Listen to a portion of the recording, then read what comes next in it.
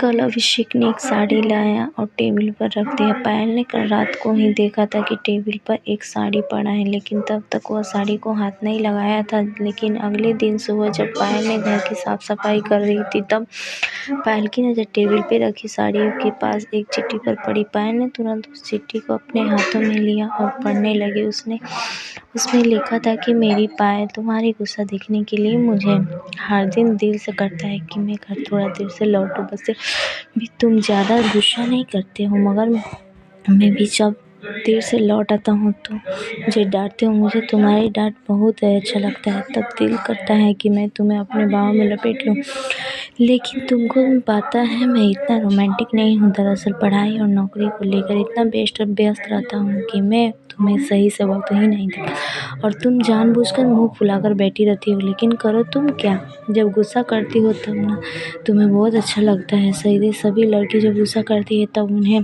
बहुत अच्छा लगता है, मगर मुझे उतना पता नहीं। ये कहानी है छात्र जीवन की यादगार प्रेम कहानी, लेकिन तुम्हें मैं जानता हूँ गुस्से में इतना प्यारी लगती हो जो कहकर तुम्हें समझा नहीं जा सकता। दिल करता है हर रोज़ तुम्हें अपने बाहों में लपेट, लेकिन पता नहीं किसी अज्ञात कारण की वजह से नहीं कर पाता हूँ। हर रोज़ देर से घर लौटने के कारण सिर्फ वही है कि मैं सिर्फ तुम्हारा गुस्सा वाला चेहरा देखना चाहता हूँ, जो तुम्हारी गुस्से भरी चेहरे के पीछे छुपा है एक अंदर का ढेर सारी प्यार।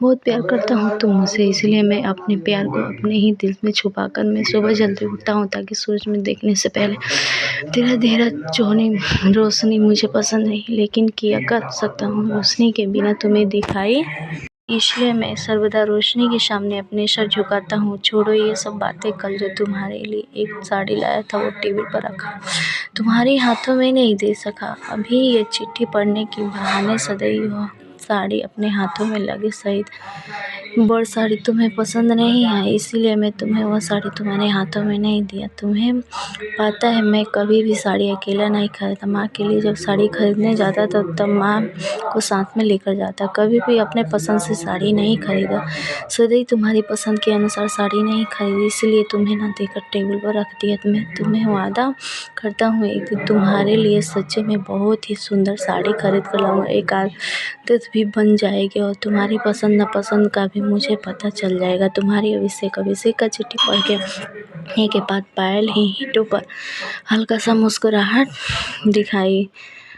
अभिषेक का पत्र पढ़कर थोड़ा हैरान थी। जो अभिषेक पायल के सामने ठीक से नहीं खड़ा होता था। अभिषेक अपने दिल के एक कोने में अपनी पत्नी के लिए ढेर सारा प्यार भी छुपा रखा था। पायल की सपना थी कि उसका एक हैंडसम पति होगा और वो बहुत ही रोमांटिक होगा, लेकिन अभिषेक के अंदर तो रोमांटिक भूलकर भी कोई चीज़ ही नहीं है। लेकिन अब देखो, अभिषेक के दिल में रोमांटिक का गहरा समुंदर है।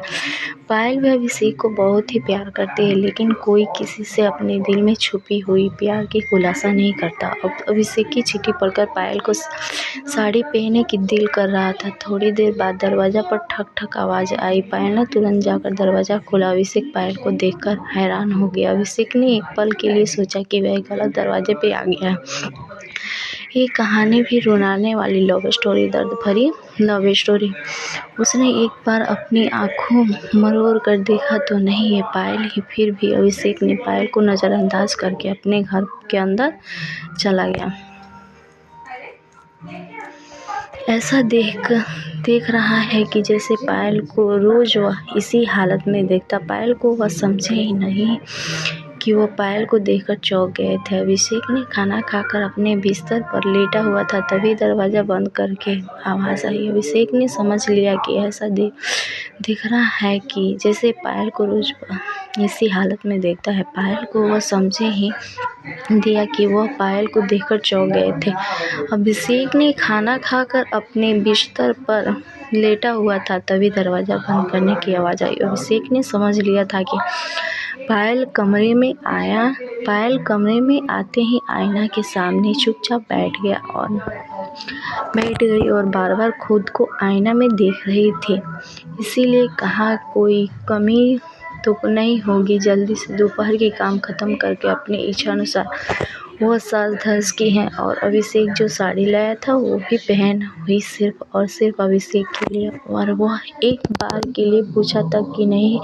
पायल को खुद पे ही बहुत गुस्सा हो रहा था। अपने सर को झुकाकर अपने सामने बैठा हुआ था पायल ने।